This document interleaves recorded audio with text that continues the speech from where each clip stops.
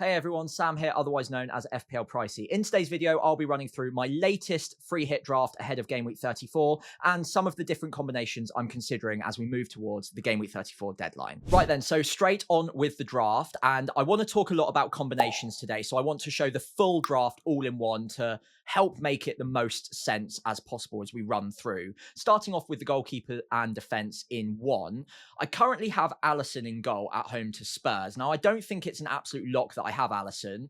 There are two or three keepers that I'm considering. Alisson is one, who I do think has a good chance of a clean sheet. At home to Spurs, who will have an eye on the Europa League semi-final. And of course, Liverpool's defensive data has been very solid. They're also gunning for the league against Spurs this weekend. So again, they'll be right up for it. I think there's a decent chance of a clean sheet there. I also like Nick Pope, but I'm currently doubled up on the Newcastle defence. More on that in just a second. And then the final one is Leno away at Southampton. Now, Leno away at Southampton is one that I am still strongly considering. Call it a gut instinct, but I do feel like Southampton get one goal against Fulham. We have been consistently scoring one a match for a little while now. And although that's not purely scientific, I do get the feeling that there's a decent chance of wiping out the clean sheet in that one. I don't mind Leno, though, as an alternative. Now, obviously, my combination at the moment has double Newcastle defence, Livramento and Schär. Both have good underlying attacking data. Livramento's is more on the assist side, but he is getting forward a lot. Schär is more on the goal side. And of course, he scored 2 in 2 game weeks, hit the crossbar from the halfway line the week before. So he's got an eye for goal right now. And I don't think there's a universe in which I go without Schär, as long as he's going to be fit for the weekend, of course. Now, I would be willing to possibly sacrifice Livramento, and the way that I would do that possibly would be to bring in Pope instead of Alisson, and Livramento would become someone like either Cucurella or Sessegnon. Now, those are both on my bench at the moment and are definite viable alternatives. But first, a quick word on Ait-Nouri, because he is an absolute lock in my starting 11. He's going absolute nowhere. He's got, I think, the most attacking returns out of all defenders this season, going up against a really toothless Leicester side at home, and Wolves have been in good form recently as well. So he's an absolute lock. But that Livramento spot, there are a few different things that I could possibly look at switching here to maybe give myself a different, maybe more aggressive combination. So to start with, let's have a look at the alternative defenders, two of which are on my bench, that being Sessegnon and Cucurella.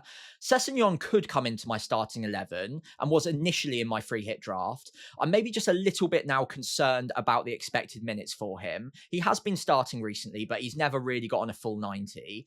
And although the underlying attacking data is very good, 0.50, and he is playing right wing, by the way, massively out of position, there is a chance that he doesn't even start the game. You've got Harry Wilson, who's back from injury and came on for him in game week 33. You've got the likes of Traore, possibly even Willian, who can play on the right wing as well. And would it be the most surprising thing in the world to see Sessegnon drop out for what is a very winnable game against a poor Southampton side?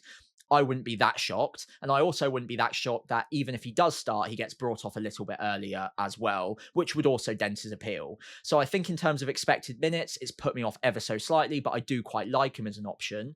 Cucurella is one that I'm more strongly considering. Chelsea's defensive numbers are actually very, very strong. They are maybe subject to a few mistakes leading to goal, which puts me off a little bit. But the attacking data for Cucurella probably balances that out a little bit. 0.16 isn't bad. He's much more of a 90-minute man than Sessegnon is.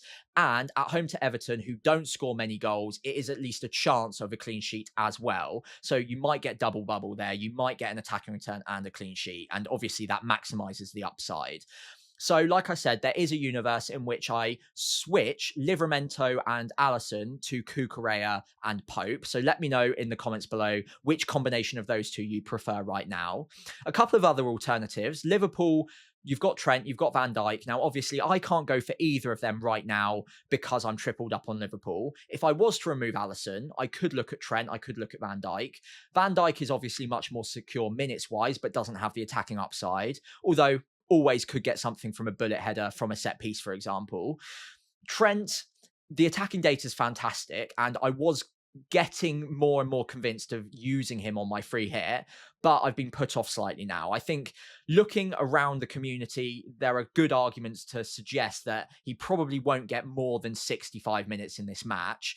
He'll either start the game and come off early for Bradley, or the inverse will happen, which is obviously going to rule him out as an option altogether if he were to come off the bench. He scored in game week 33 off the bench, but that won't happen every single week. So that would put me off. Even if he starts the game, we know Slot likes an early sub, so he could come off 58, 59 minutes, which would be gut-wrenching. So I just don't know if I can rely on him as an option ahead of some of the alternatives I've already been choosing from. Kirkes and Trippier also in the mix. Kirkes, I don't mind, but the attacking data is probably not good enough that it place him ahead of some of the players that I'm already looking at when the fixture is also maybe slightly more difficult than an Everton at home or an Ipswich at home or a Leicester at home. Not a bad fixture by any means, but I don't think it's quite good enough to outweigh the fact that these other teams have much easier fixtures and comparable, if not better, attacking data. Trippier, I just think there are better options in the Newcastle defence.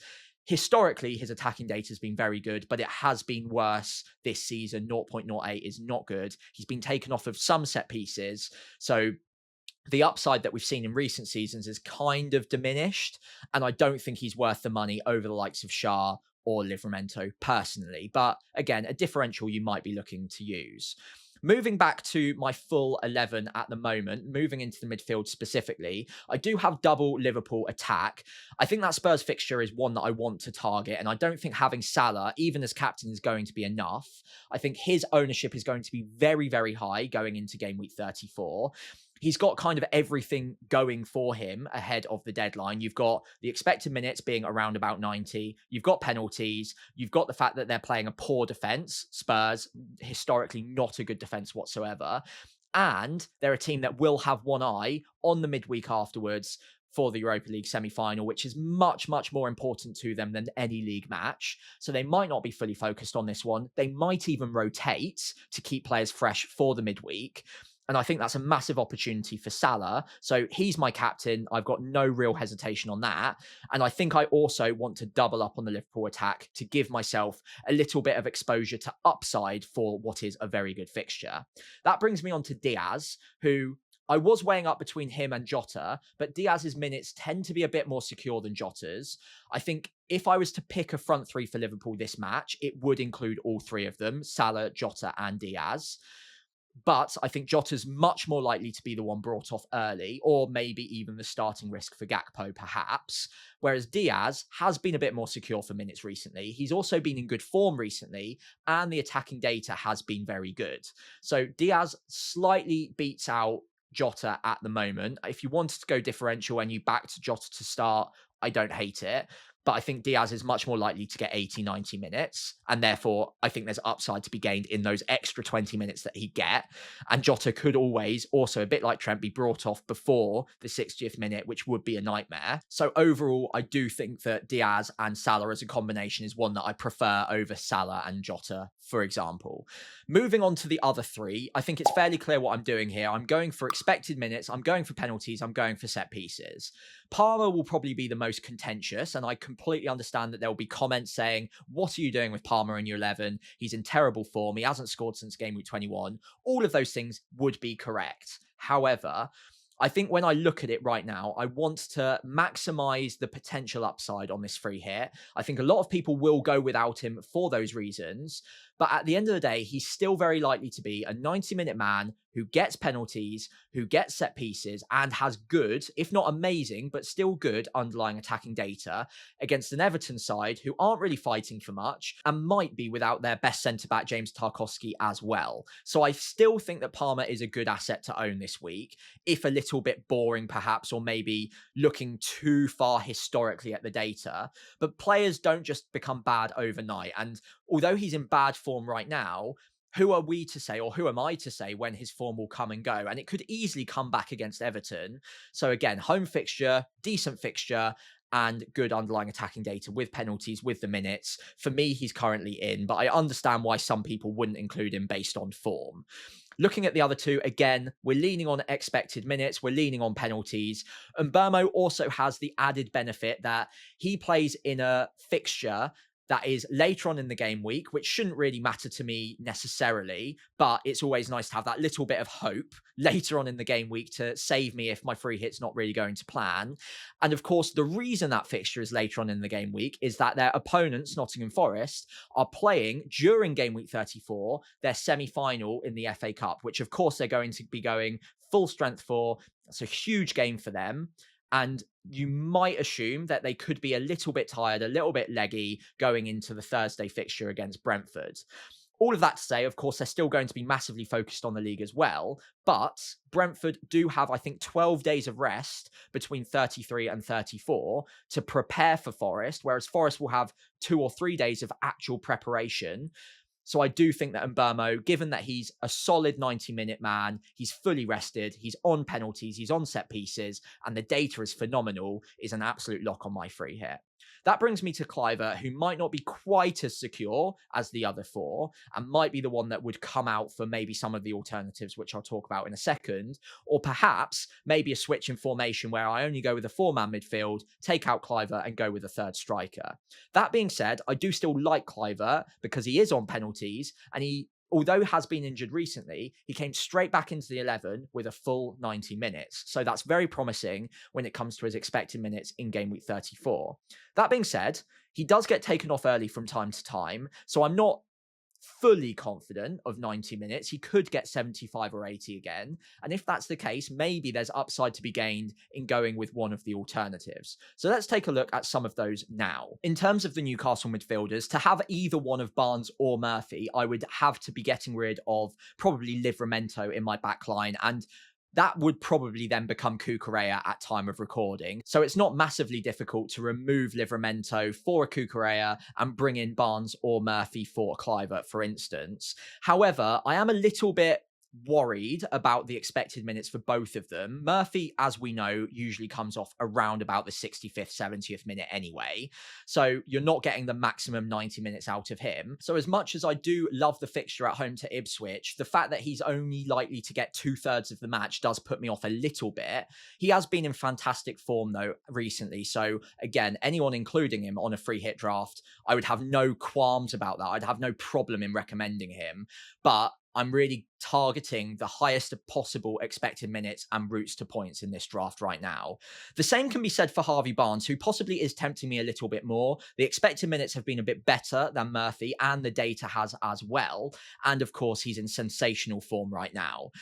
I think the problem with both of them is that they've got a very able substitute to come on for either of them. Gordon is more naturally a left winger, so it's more likely that Barnes were to be sacrificed for Gordon on the left wing if they were to make a like-for-like substitution.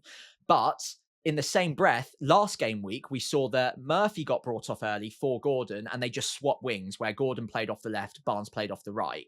So given that we've seen different combinations in the Newcastle 11 in recent weeks, I wouldn't be shocked to see one of these two come off early, and I wouldn't be massively shocked to see Gordon start a game either, and one of these two maybe come off the bench. Given that, I think the risk exists, and therefore it puts me off enough of Barnes or Murphy at time of recording. Barnes would be more tempting to me because I think his expected minutes will be a little bit higher.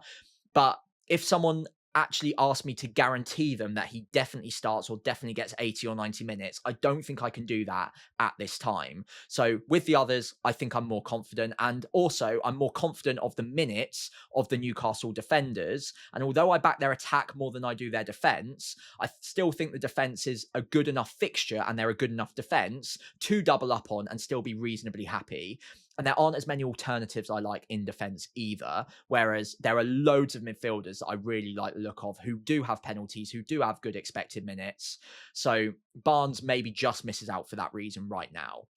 Fernandes and Bowen both obviously have a lot of boxes tick there. They've got the penalties, they've got the minutes. They're both very good FPL assets.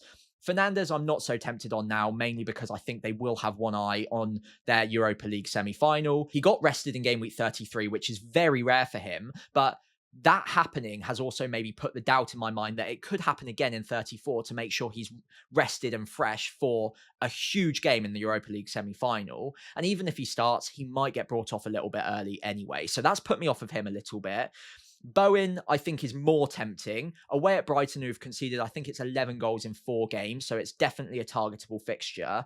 But looking at the 5 that I've currently got, I'm not sure if I would confidently put him ahead of any of them right now. Even though he's talismanic, I do have a suspicion that he's slightly behind the ones that I've already picked in my midfield 5. And West Ham don't score a lot of goals anyway. So I think currently I'm fairly happy with my midfield 5. But there is definitely a universe where I actually only go with 4 and upgrade a forward into a starting spot and maybe take Cliver and move him to my bench. So currently right now I'm starting with a 3-5-2. I've got Isak in there. I think he's almost an auto pick at this point. He is also probably in the captaincy conversation at the moment. The reason that he's not quite my captain going into game week 34 is that he hasn't been in scintillating form recently, and he's been struggling with a little bit of a groin issue, which has meant that he's been brought off early a few times and maybe just hasn't been in the best form because of that as well. Given that it's a fantastic fixture, I still think he's an absolute lock on my free hit, but probably not quite good enough for captaincy, considering that Salah is fully fit, will play 90 minutes, and also has a great fixture as well against Spurs. So I think Isak is a pick, but probably not captaincy for me. If you're chasing and you wanted to go differential, then Isak definitely has the upside potential against a very poor Ipswich defence. Cunha is also very close to an auto select for me. He's a bonus points monster, is talismanic for Wolves, everything runs through him, he's on some set pieces. There's not really much to dislike against a Leicester side that do concede a lot of goals. The only thing that would maybe give me pause for thought is the idea that because Bellegarde is coming back from injury and Cunha looks very likely to leave on the release clause over the summer, they might be starting to prepare for life without him. And maybe there's a very slight chance that they look at what their 11 might look like and try out systems, try out tactics without him in the last few game weeks of the season. That being said, I still think he's their best player and very likely to start the game. It's just something in the back of my mind now that if we get word that he's a doubt to start, then I can just make an easy switch over to Strand Larsen, and I would have no problems with that whatsoever. Strand Larsen, if Cunha doesn't start, is even more talismanic. The data is very good for Strand Larsen recently without Cunha as well. And of course, the team is kind of set up to create chances for him if Cunha's not in the 11. So I think for me, that would just be a straight swap if Cunha is a doubt. Right now, he's not, so I think it's fine. And then it comes on to whether or not I would want a third forward and maybe switch to a 3-4-3. I've currently got Welbeck on my bench, and I think he's a very viable alternative for Cliver, and you could switch the formation. Welbeck wouldn't normally be someone that I'd be that interested in, but given João Pedro is suspended, that would probably give Welbeck penalties, and it probably means that Welbeck's minutes against a West Ham side who haven't been brilliant defensively should go up, and he should be getting 80 or 90 minutes in this one. So with that in mind, it might be an opportunity to include him on a free hit. The data's not bad, the fixture's good, he should be on penalties. I could see a universe where he outscores Cliver, so maybe it's one to consider going with a 3-4-3, and Welbeck can come in instead of Cliver and reshuffle a little bit. However, there are alternatives I also like the look of in that forward line. There are 4 on screen now. Evan Nilsson probably comes out top of the pile of these alternatives. I think, again, if I wanted to back against Cliver, maybe I thought he would get subbed off early. Maybe I just didn't think it'd be a great game for him. Evan Nilsson would be a fantastic differential to include on a free hit. The data, even on this screen, probably does him a bit of a disservice. 0.59 is very strong, but in the last 10 game weeks or so, he's been running at about 0.8 XGI per 90. So not only is the data good, but it's also improving, and he's getting more used to Bournemouth. They're getting more used to him, and they're creating him a lot of big chances now. And they're against a Man United side who have historically struggled against a pressing forward of Evan Nilsson's caliber. So I do really like him, and there's definitely a world in which that I switch Cliver out and integrate Evan Nilsson into my 11 in a 3-4-3. The other options that I do like, Strand Larsen I've kind of already talked about. I think I like him more if Cunha is out, but you could arguably double up on the Wolves attack. I think considering Wolves don't generally score tons of goals, I might not be that bullish on that. And I think there are better alternatives considering if Cunha does start, Strand Larsen definitely won't be on penalties anyway. So I think that given the data, I'd probably look at Welbeck or Evan Nilsson, maybe a couple of others as well ahead of Strand Larsen. But if you really dislike the Leicester defence and you think that there are 4 or 5 goals up for grabs for Wolves, then doubling up does make a lot of sense. Finally, Chris Wood and Raul Jimenez. Starting off with Chris Wood, I think he makes a lot of sense as a free hit pick, and I wouldn't put anyone off of him. The reason that he's not in my consideration right now is that they do have the fixture in the semi-final of the FA Cup during game week 34, and that will be after the 34 deadline. So he could get injured, he could look tired, and it might not make him a great pick by the time you get to Thursday evening for the Brentford game. And I think that would be enough to put me off. The fixture's not bad, so you could go there. The attacking data, obviously, is massively overperforming. So you could look at that in one of 2 ways. Either he's in great form or it's going to regress. So Chris Wood, for me, probably not strong enough to make it in ahead of some of these alternatives, mainly because of the fact they do have that FA Cup semi-final, and who knows what could happen in that game before we get to their fixture in game week 34. Finally, you've got Raul Jimenez, who could become very interesting if we get news that Muniz is definitely out of game week 34. He is an injury doubt at the moment, but he might be fine for game week 34. If he does recover in time and he is fine for game week 34, unfortunately, I think that rules out Jimenez as an option, or indeed Muniz as well, because in almost every week that they're both available, one will get around 65, one will get 25, neither will get the full 90. So I think you, for one, don't know which one of the 2 will start because they do trade places quite often. And number 2, even if you do get the one that does start, it's very unlikely they get the full 90. In fact, they'll probably get about 2/3 of the 90. And even though the attacking data here on screen for Raul Jimenez is good, if you only get 2/3 of that, it's not looking that strong. It's a good fixture though. So if Muniz is out and we think that Raul Jimenez is on penalties and will get 80 plus minutes, it could be a good one to target. For the time being though, if Muniz is fit or close to fit, it probably rules him out as an option for me. Now, moving back to my full 11, I just want to quickly summarize some of the combinations or the moving pieces, as it were, that I've gone through this video. I've currently got Alisson and Livramento, but that could easily flip across to someone like a Nick Pope alongside a Cucurella. Now, do let me know again in the comments below which you prefer out of those 2 combinations, because that's a very tight call for me. That could go either way. Then, of course, you've also got Cunha versus Strand Larsen. I think as long as we've got no word on Cunha not starting, it stays as Cunha. If there is a risk, then I'll just switch it to Strand Larsen. I'm fairly comfortable with that. Then the conversation shifts to, do I want a 3-5-2 with Cliver, or do I want a 3-4-3 with likely either a Welbeck or an Evan Nilsson? I think I'd probably be favouring Evan Nilsson now personally right now. So it might be a Cliver versus Evan Nilsson thing come the deadline. Then I've also got to worry about perhaps the fact that I'm not starting with any Fulham assets. I think Fulham against Southampton is obviously a fantastic fixture. I've gone through why Jimenez probably isn't an option for me unless we get news on Muniz. I just don't think the minutes are good enough. I also have a gut feeling that Fulham probably concede away at Southampton, although that isn't a certainty. So maybe Leno could come in ahead of an Alisson, for instance, in this draft. Then you've got Sessegnon, who's, again, a bit of an expected minutes risk. Robinson isn't, but the attacking data is nowhere near as good as Sessegnon's. And would I put him ahead of Shah, Aitnuri, Livramento, who all play promoted sides at home and have good attacking data? I'm not sure I would. So that probably rules out the Fulham defence. Into midfield, the only real option for me right now is Iwobi. And I don't think I'd put him ahead of any of these players right now or the alternatives, given his attacking underlying data isn't as strong as any of them. And he doesn't have the benefit of penalties either. So that kind of rules out Fulham options for me. But if I saw someone with any of those on a free hit, I certainly wouldn't be saying that they're bad options. I just think the ones that I'm picking right now are more reliable, more consistent. So I think 1 or 2 players in the Fulham 11 will score big. I just don't know confidently which ones those would be. Then finally, I'm not tripled up on Wolves at home to Leicester. Maybe that's something that I could look at doing, bringing in Strand Larsen, maybe bringing in the goalkeeper, whoever that is, whether that's Sarr or Bentley. whichever one ends up being the one that's fit to start game week 34. There's obviously a good chance of a clean sheet there. Am I bullish enough to go double Wolves' defense against Leicester?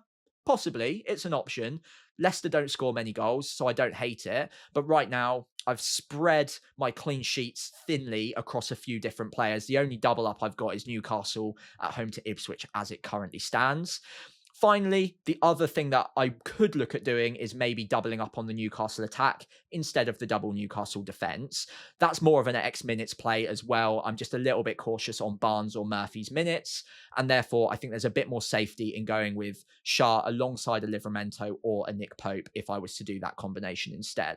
So as we reach the end of today's video, do let me know what you think of this current draft. Let me know what you're currently shaping up as for free hit 34 if you are indeed on a free hit. I'm sure there are players in here that you disagree with. I'm imagining there'll be a few comments on Palmer. Hopefully I've explained why he's in there currently, but I completely understand the logic as to why he shouldn't be. So feel free to let me know in the comments below what your thoughts are on him and all of my other picks. And of course, if you could leave a like and subscribe to the channel if you enjoyed today's video, that would be greatly appreciated. I'll see you next time as we start looking at our transfer plans ahead of game week 35.